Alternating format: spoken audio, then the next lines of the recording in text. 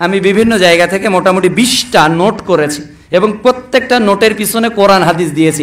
অর্থাৎ এখানে যত গার্ডিয়ান এসেছেন এই 20টা বিষয় যাতে আপনার পরিবারে থাকে। আমি জাস্ট রিডিং পড়বো। 1, কথা বলার পূর্বে সালাম দেওয়ার অভ্যাস গড়ে তোলা, সূরা নূর অধ্যায় 24 আয়াত 61। 2, সুন্দরভাবে ও উত্তমভাবে কথা বলা, কর্কশতা যাতে না থাকে, রাগ যাতে না থাকে, সূরা বাকারা অধ্যায় 2 আয়াত 83।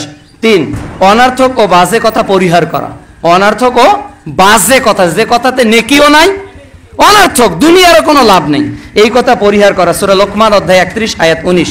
এরপর মুমিনের কথা ও কাজে এক থাকা, মানে যা বলবো তাই করব, সূরা সফ অধ্যায় 61 আয়াত 2। 5, মেয়েরা পরপুরুষের সাথে আকর্ষণীয় ভাষায় কথা না বলা, সূরা আহজাব পারা 22 অধ্যায় 33 আয়াত 32। অনেক মেয়ে আছে মোবাইলে গায়রে মাহারাম অনেক সুন্দর কথা বলে, হারাম, কর্কশ ভাষায় কথা বলতে হবে। এখানে নারীদেরকে কর্কশ ভাষায় কথা বলা জায়েজ। জি, কে বলছেন, কি প্রয়োজন আপনার, এইভাবে কথা বলতে হবে, এটা কোরআনের নির্দেশ। ওই নারী বলতে পারবে না কে বলছেন, সুর দিয়ে কোনো কথা হবে না।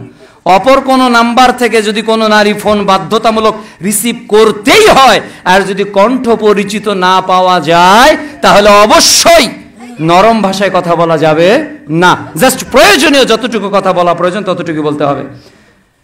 এরপর 6 নম্বর, আল্লাহ সুদ, ঘুষ, জেনা, অশ্লীলতা, গান বাজনা, নেশা, মদ, জর্দা, গুল, মাদকতা, বিড়িকে হারাম করেছে, এগুলো খাওয়া যাবে না। বাপ গুল খেলে ছেলে গাঁজা খাবে, বাপ সিগারেট খেলে ছেলে ইয়াবা খাবে, as you sow you reap. আপনি বিড়ি টানবেন আর আপনার ছেলে তাহাজ্জুদের সালাত আদায় করবে, সম্ভব না। কেননা প্রিয় নবী বলেছে কুল্লু মাউলুদ ইউলাদু আলাল ফিতরা, প্রত্যেক আদম সন্তান ইসলামের উপর জন্মগ্রহণ করে, মা বাবা ইহুদি বানিয়ে দেয়, মা বাবাই অগ্নি উপাসক বানিয়ে দেয়। এরপর হালাল ও পবিত্র রিজিক উপার্জন করা, যাবতীয় হারাম থেকে বিরত থাকা। আগেরটা দলিল সূরা মাইদা অধ্যায় 5 আয়াত 90, সূরা আরাফ অধ্যায় 7 আয়াত 195। এবং হালাল গ্রহণ করা, হারাম বর্জন করা। সুদের চাকরিও করা যাবে না, অ্যাপ্লিকেশনও করা যাবে না। ব্যাংকে ডিজি কি বলে ওটা টাকা জমা রেখেছে অনেক সরকারি চাকরিজীবীরা, ডিপিএস হারাম, জমা রাখা যাবে না, নিষেধ। টাকা পাইলাম আমি অবসরে 5 লাখ টাকা 50 লাখ টাকা ব্যাংকে জমা রাখলাম, প্রতি মাসে 50,000 টাকা নিচ্ছি, পরিবার চালাচ্ছি, সুদ, মায়ের সাথে জেনা করার পাপ, হারাম। এই পরিবারে কখনো আলেম তৈরি হবে না। এরপর গুরুত্বপূর্ণ, ওটা হলো 3টা আয়াতে আছে, সূরা বাকারা অধ্যায় 2 আয়াত 168, আয়াত 172, সূরা মুমিনুন অধ্যায় 30 আয়াত 51।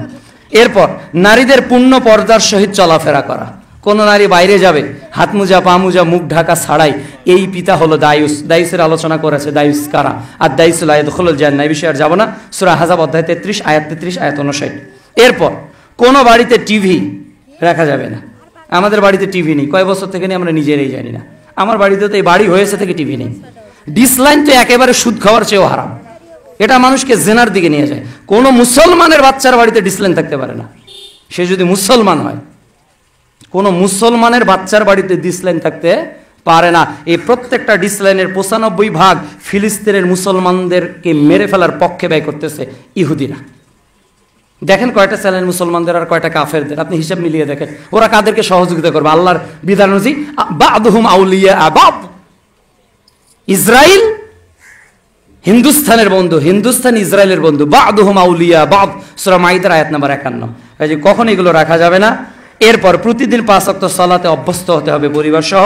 এরপর কোরআন তেলাওয়াত করতে হবে যা আমাদের জন্য হেদায়েত স্বরূপ। এরপর হাদিস পাঠ করতে হবে।